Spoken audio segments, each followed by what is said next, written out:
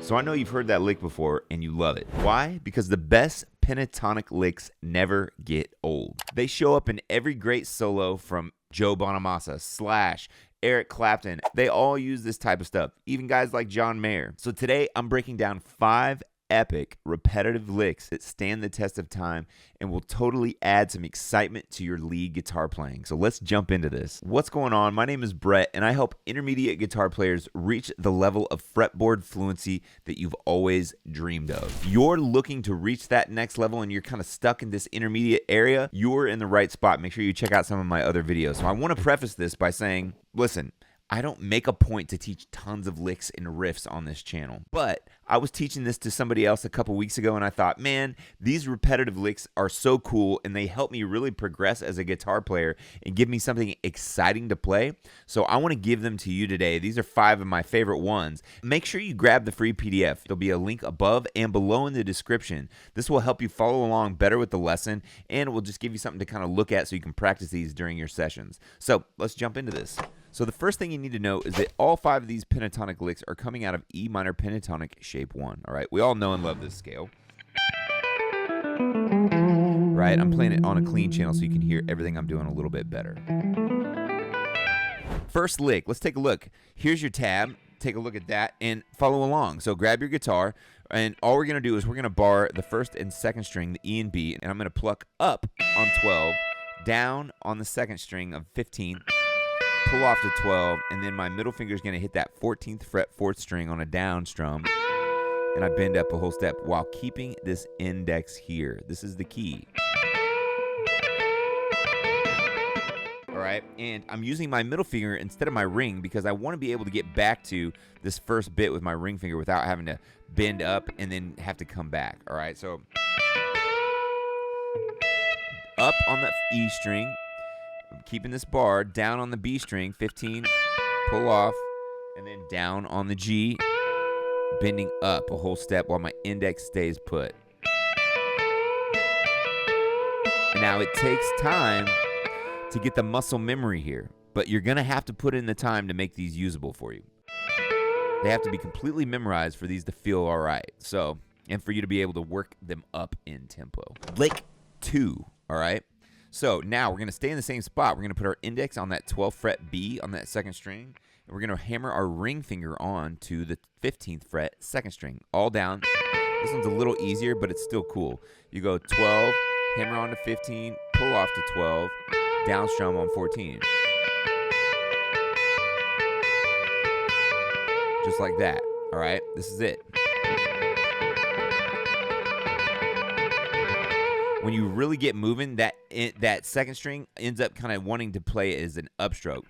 So when I first start it, I do it as a down, but then I'm getting this upstroke feel to kind of keep that movement going. You can see my hand kind of rotating slightly, and this is one of the keys to all of these licks. If I did an up,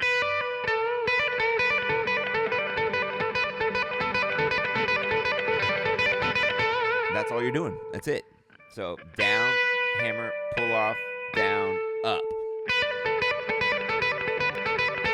You got to get that. Remember, you got to start slow and gradually increase the tempo.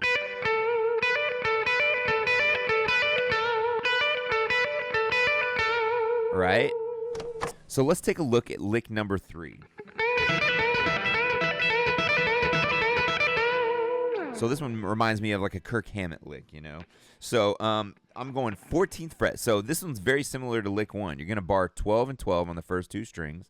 My middle finger is going to play the 14th fret 3rd string, that A. I'm going to do a full step bend there, keeping these here.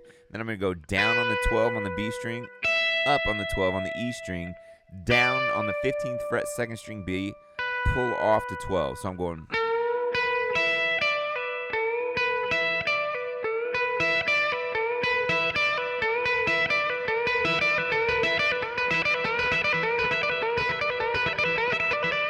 All right, difficult but doable, all right?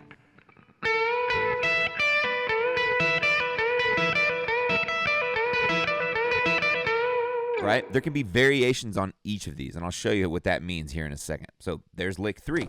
So let's take a look at lick 4. Very similar to lick 1 and 3, but just a slight variation. So we're going to keep our index finger barred on the B and the E here, that 12th fret, 1st and 2nd string. And our middle finger is going to play that 14th fret, 3rd string again.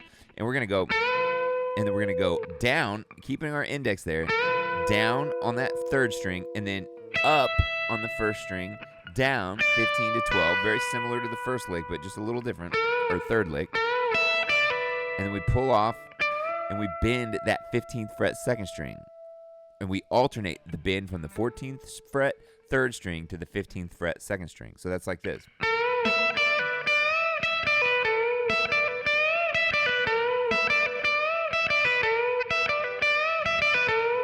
Now, to get that up to speed, much more difficult, but you can do it. So let's break this lick down again.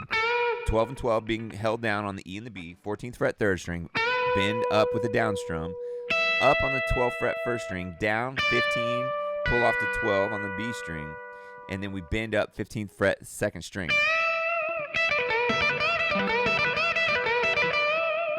That's the lick, all right? You got to start slow.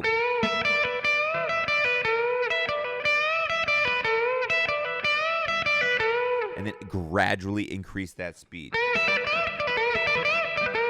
So there's lick 4.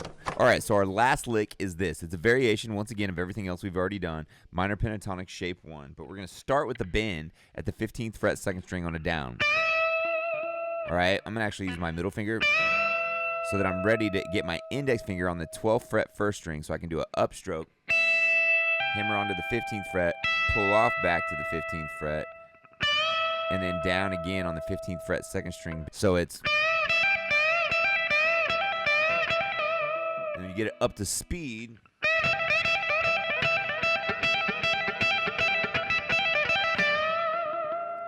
That's it. So today we covered 5 awesome repetitive pentatonic licks that you can add to your playing right away.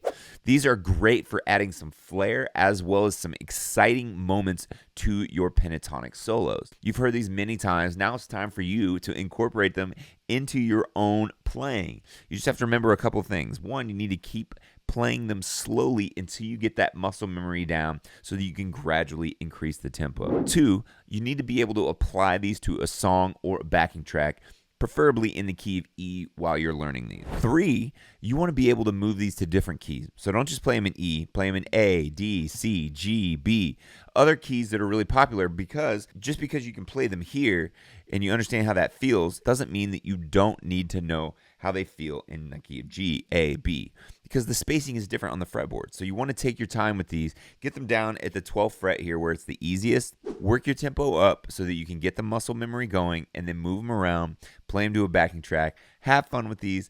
Don't forget to subscribe to the channel if you want some more awesome content like this, and don't forget to grab the free tab PDF below or above. I'll see you in the next video. Thank you so much for watching.